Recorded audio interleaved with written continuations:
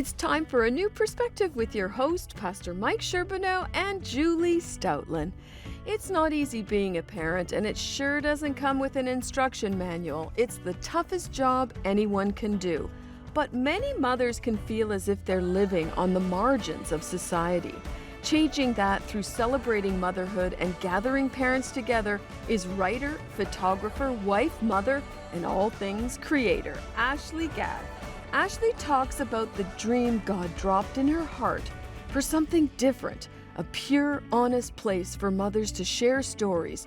No divisiveness, no listings, no advice or flashing ads, no sponsored content, just raw, vulnerable stories. And when she's not vacuuming Cheerios out of the carpet, Ashlee encourages others through her latest book, Create Anyway, and her online platform and podcast for moms, now incredibly in its 8th season, Coffee and Crumbs. Well, again, we're glad you're with us today on The Perspective. And Julie, we're going to be talking about motherhood. Yes. I'm probably thinking I should leave right now. I mean, this is way above my pay We'll grade. keep you around. We'll keep you around. I'm listening to the intro. We've got Ashlee Gadd with us today. Yeah. And I'm going to have fun with one-liners today. I bet you Yeah, are. you didn't bring a frying pan, thankfully. No, You I can't didn't, clobber me. unfortunately. Yeah. But, you know, motherhood is, how do you call it? It is something that's almost neglected. It's not honored. It's not respected. And we want to unpack that a little bit and discover what it is that we can do to honor that special person. Yes. And on that note, Ashlee Gadd is with us, the founder of Coffee and Crumbs. Ashlee, thank you so much for joining us today. Thank you so much for having me. I'm honored to be here. You know, Ashlee, what I was thinking as you're the founder of Coffee and Crumbs is that you probably failed to teach your husband to clean up after himself. I'm sorry, this is going to be fun. Oh my goodness, here he goes. I don't know about that. Although it's funny, when I came up with the name for Coffee and Crumbs, I remember getting some early feedback from a friend that it kind of sounded like a bakery.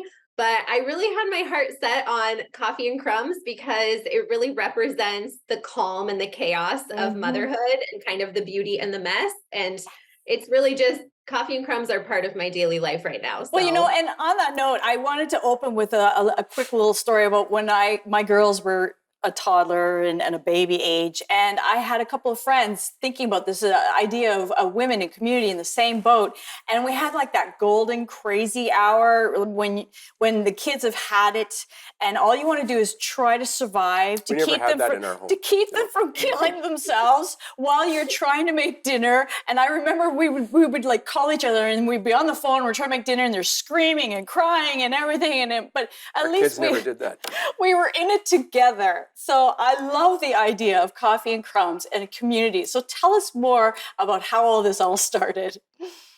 Yeah, so Coffee and Crumbs was really born out of my desire to write honest stories about motherhood and share them online. When I was a new mom, I was also a writer and kind of, I don't know, struggling to find a place online where I could submit my writing about motherhood in an environment that felt really safe and nurturing. And so Coffee and Crumbs was really the place that I wanted to submit to, but I couldn't find. So today we are just a really incredible collective of women writing honestly about motherhood. We don't do clickbait. We don't do listicles. We don't have ads on our site. We don't do sponsored content. Really, truly, all we do is write honest stories about motherhood. And it is such a joy to do that alongside a team of incredibly talented and creative women. You know, Ashlee, one of the things I'd love you to talk about right away is that you talk about having margins of motherhood. Explain that. And it sounds like you should write a book on margins for fatherhood as well, but I'm going to listen in. Yeah, the margins of motherhood. It's funny. I've had a few people ask recently, how would you kind of define the margins of motherhood? Like, what does that phrase even mean? And for me, I sort of define it as this sliver of time and space throughout your day where anything is possible. You know, most of us mothers do not have a cabin in the woods that we get to escape to for 5-6 hours a day to write or do our creative work.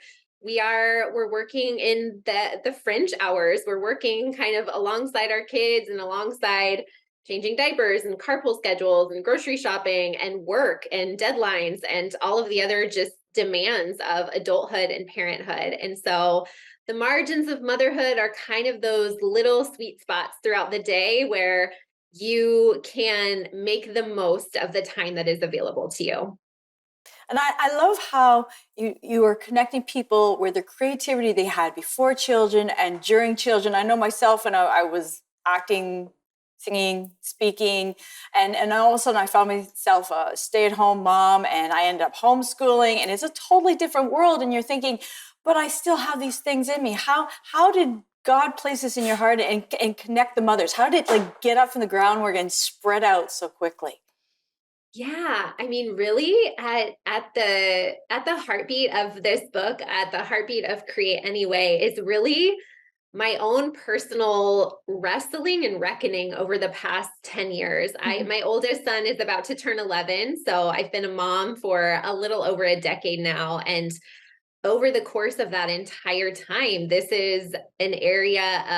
been an area of tension for me, but also an area of really strong conviction for me at the same time, that I was a creative person before I had children, and I am still a creative person now. And learning to kind of reframe that narrative that creativity is selfish or frivolous or something I have to kind of put on the shelf or put on the back burner while I raise my children. That narrative was really doing a disservice to me as a person and also as a mother. And so over the past 10 years, I've spent a lot of time just kind of untangling that and kind of rewriting the narrative about the importance of holding on to my creative gifts, using my creative gifts in the world. And I really truly believe that I'm better for that, and that my motherhood is better for that, and my family is better for that. And so that's really kind of the heartbeat of Create Anyway. Mm. So, Ashlee, Coffee and Crumbs has become an incredible podcast platform for you. I'm intrigued to know, what are the subjects that seem to connect most with your listeners? What are the things that people are saying, help me with this, or I'm going to be sure to listen, or you might even say, Mike, you need to listen in on this one?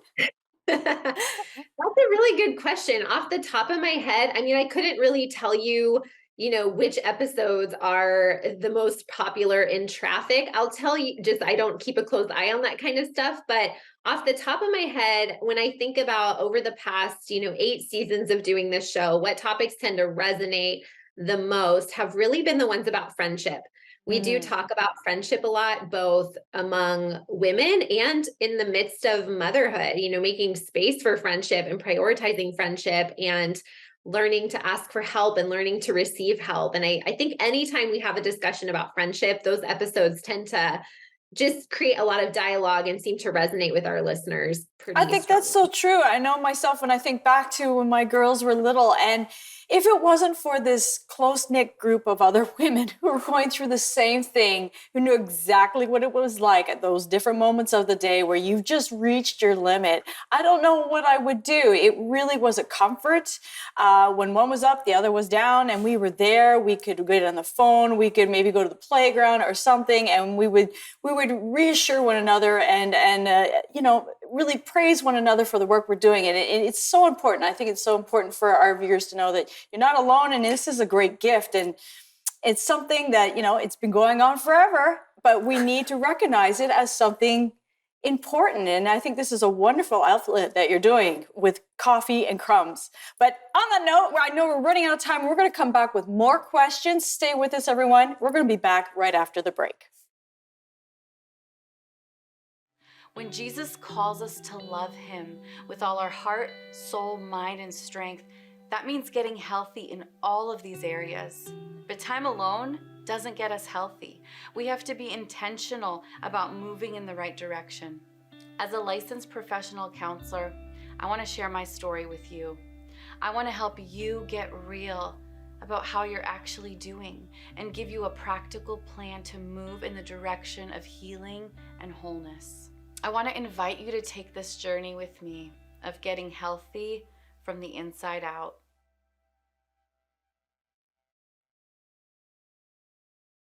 We're here with Ashlee Gadd, the founder of Coffee and Crumbs. And Ashley, I was a little paranoid with you coming on today because earlier this morning I left really early and then I had to go back to my house and I made some toast and there were crumbs everywhere and I'm trying to sweep it all up so that when my wife came out, she wouldn't be frustrated because that's the goal of my heart. Is we're going to keep the peace, and clean up the crumbs. Happy wife, happy life. I found out if you clean up the crumbs, it's okay. But anyways, it is especially helpful when my husband cleans up the crumbs in our kitchen because we have a significant ant problem and have had for quite some time. So if there are crumbs left on the counter, it just produces an ant colony, and that is living in California for you. So okay, so let's do this. I want to at least get one question in, and then I'm going to give the show over to the two of you. So here's the question. When the ladies are talking, obviously, sometimes you're going to hear frustration, pain. There's stories everywhere. What's one or two things that a guy listening today could take to heart and saying, "Yeah, I need to dial in on that." What would be one thing you would say we need to improve on, or two? oh gosh, But not three, only one or two. Well, I will start with the disclaimer that I am married to a wonderful, wonderful man who is a very involved, active father and a huge support system to me. One thing I would love to encourage the husbands out there in is just their general support of their wife's creativity. I know that, I've told so many people Coffee and Crumbs would not exist without my husband. This book I just wrote would not exist without my husband. He has really taken on every single one of my creative dreams as if it were his own. And truly, he's the backbone of everything I do. And I think that there are so many women out there who are longing and have a desire for that type of support. And so that would just be my encouragement. If there are any husbands watching who just kind of want to step up their husband game, maybe ask your wife about what her creative dreams are right now and find a way to support her in that. Oh, I love that. Okay, that wasn't too hard. I can get my head around that. But talking about motherhood, I know for myself, for the longest while, I didn't want to have kids because I felt like I just want to focus on me. I'm too selfish because I actually elevated motherhood so high. I'm like, it's such an important job. I don't feel like I'm going to be good enough to do it. And it took a long time for me to be willing to be like, okay, I really elevated motherhood, whereas a lot of times in society people don't. And I think that's part of what you're discussing here in Coffee and Crumbs, how important motherhood is and how we should change your view of you're just a mother. Because I also heard that too, but in my heart, I always looked at it as this is such a high calling. What do you say to people? Yeah, I think, there are so many cultural narratives around the topic of motherhood. And I know that one of the ones I felt the most acutely when I first became a mother was just this idea that motherhood is this full sacrificial role, right? Mothers are sacrificing all the time. We're sacrificing our bodies. We're sacrificing our time, our mental bandwidth. There are so many sacrifices to be made, especially in the baby toddler years, which are just incredibly demanding. And so one thing that I've really leaned into over the last few years is that while no doubt motherhood demands sacrifice in 1,000 little ways, when we sort of die on the altar of that sacrifice, a lot of times we can really lose a sense of who we are.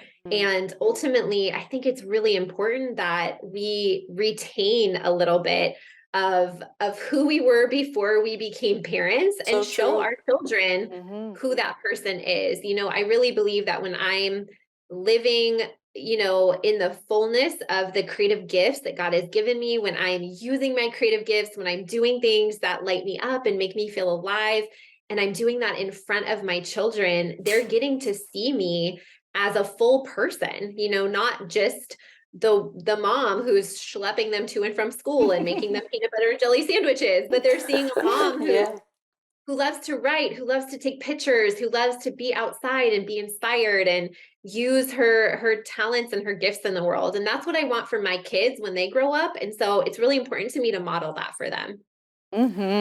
Okay, so maybe I can ask a question. I think you've already partly addressed it, but what's the loudest feedback you're receiving from, say, a mother who feel they're, again, as the subtitle reads, on the margins? Right. We talked about that in the first part of the interview, not as respected or honored or important in a society. And I'm thinking back to a conversation, as I'm a pastor as well, to a young mother who just felt those exact things. I'm not being honored. And then she's saying to me, what do I do? What do I do? Mhm. Yeah, that's so hard. I think that, when I feel like the word permission is kind of what keeps bubbling up inside of me, because so often when I'm talking to moms who feel that way, that is what they seem to be lacking, this permission to actually engage themselves creatively, to go, right, to paint, to take pictures, to make something, to create something. They have this narrative in their mind that it's selfish, or they can only pursue those things after, all the dishes are done and all the laundry is done and all the work deadlines are met. And when we devalue creativity, we inherently don't prioritize it. And so True. I just love to remind mothers that they have permission to create. We all are creative beings made in the image of a super, super creative God. This is wired into our DNA, this hunger for beauty, this desire to make things, to create beauty from broken things. We all Right. have that desire and that hunger inside of us, and you Mm-hmm. have permission to do it. And so I just love to remind women of the value of it. This is important. It's not something to just let, fall by the wayside when you become a mom. And truly, I believe that when mothers fully engage in their creative selves, everyone around them benefits, because the love and the light that fills up inside of us when we're doing those things overflows out into our marriage, our motherhood, our families, our communities. It's important, and it has value. I love that. It's so true. So we ran out of time, but last final question. So what's next for you? Oh gosh, I'm gonna rest. Rest is what's next for me. This was a lot of work. I've been working on this book for 3 years, and now that it's out in the world, I'm planning to just have a little bit of a hibernation period to just recharge my batteries a bit. So Well, that's what's great. next. Ashlee, it's been wonderful to meet you today. Fantastic. Thank you so much for your involvement and sharing coffee and crumbs with us. And enjoy your rest. Thank Thanks, you so Ashlee. much. Thank you. Thank you. All right, everyone, stay with us. We're going to be right back.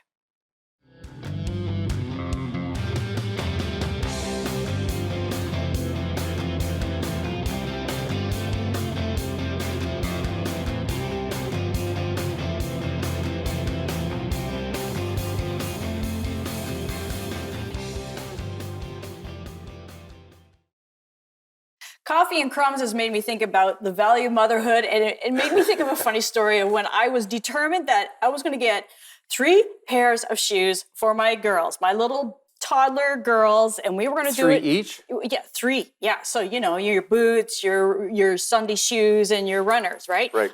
I'm doing this. I'm doing it in one go, and I've got Trinity sitting in the cart, the cart, and Mercedes on the floor, and we're doing this. And Mercedes is no problem, but meanwhile, Trinity is constantly trying to climb out and getting out, and I've got shoes all over the store, and I'm sitting on the carpet in Target, and I am just trying. I'm like, I am not leaving here, and I'm thinking, this is what my life has become. This is motherhood. But it was just a moment where I was like, I can't believe this is like my goal in life, but it's important. I'm thankful I'm not there now. Where'd you put the shoes? No. Oh my we don't wanna goodness, know. it was just a mess. But I left there with 6 pairs of shoes. Goal Okay. achieved.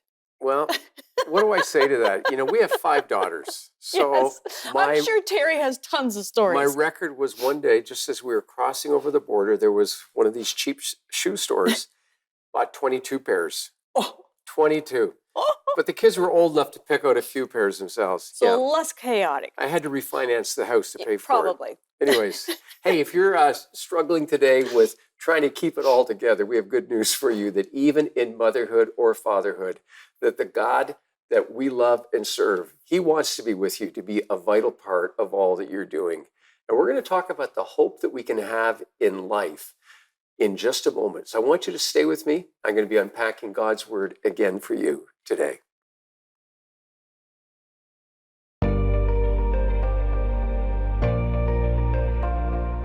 Hi, my name is Roger Helland, Prayer Ambassador for the Evangelical Fellowship of Canada.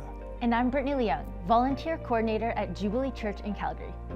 You know, all across our country, we are seeing a hunger for unity in and between churches and a deep desire to pray for revival. We see that desire all across the Christian community, in pastors, in leaders, and of course, in individual Christians who want their churches to come alive in prayer.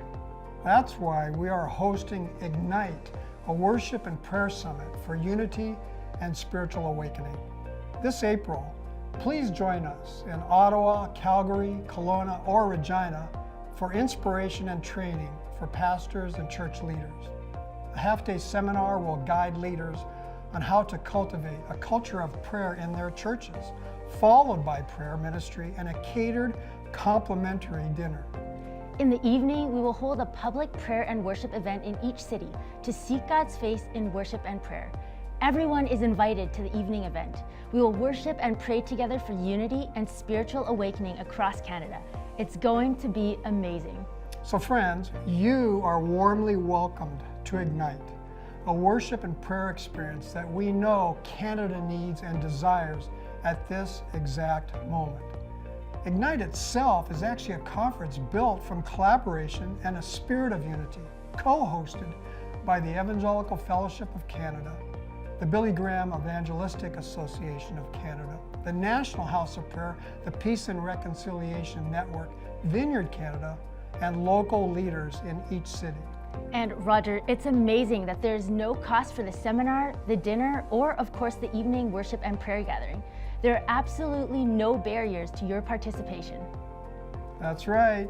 So please share this invitation widely. Invite everyone. Register today at theefc.ca/ignite, and let's cultivate united prayer to bless Canada in the name of Jesus.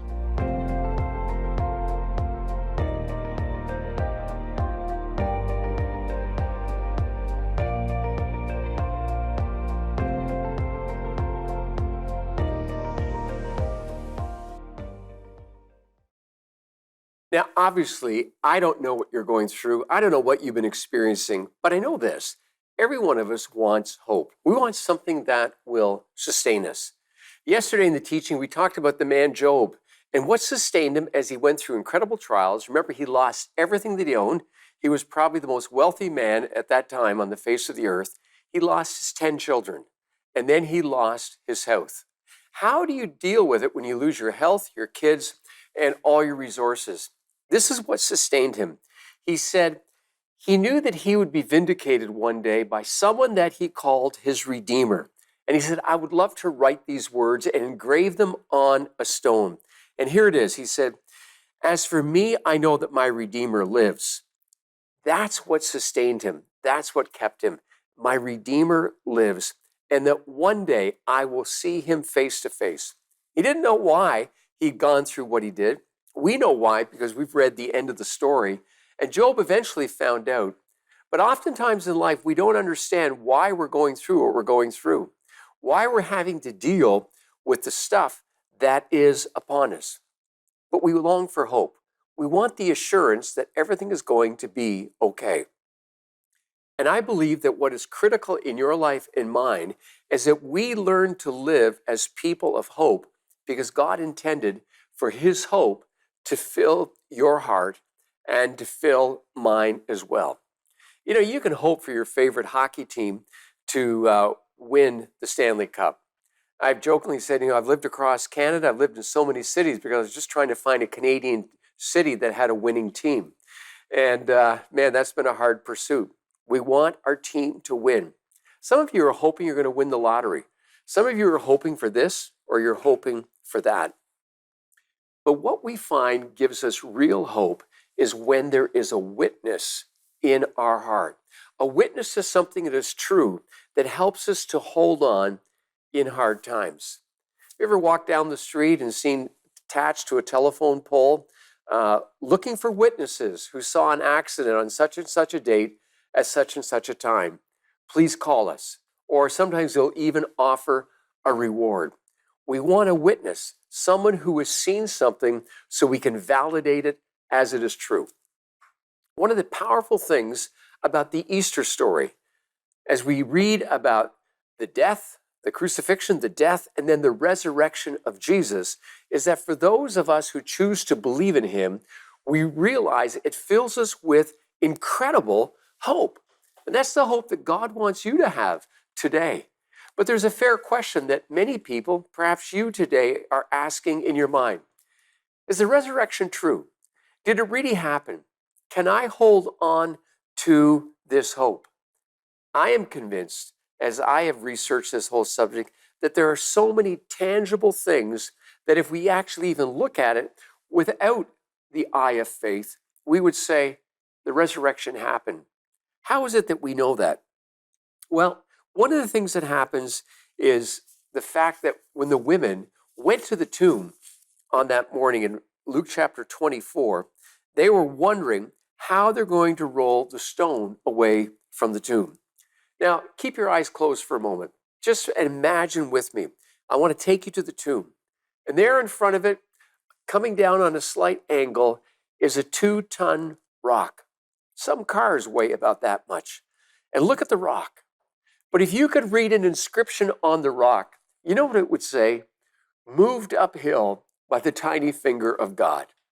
Now, I've made that up, but it's what I imagine. Because the stone, the rock, was rolled away from the tomb. The fact that it was rolled away enabled the body, the resurrected body of the Lord to come out, even though that didn't limit him.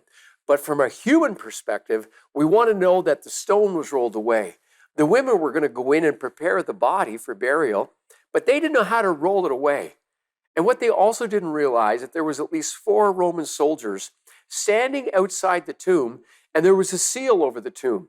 And they wouldn't have let them in anyways. But what happened? God had another plan. The stone was rolled away. The tomb was empty. And in most economies, the Romans would have put to death immediately those 4 soldiers, because a prisoner had escaped, even though he was a dead prisoner, that escaped on their watch. But it never happened. Hush money was paid to keep them quiet, because they didn't want the story of the resurrection to circulate.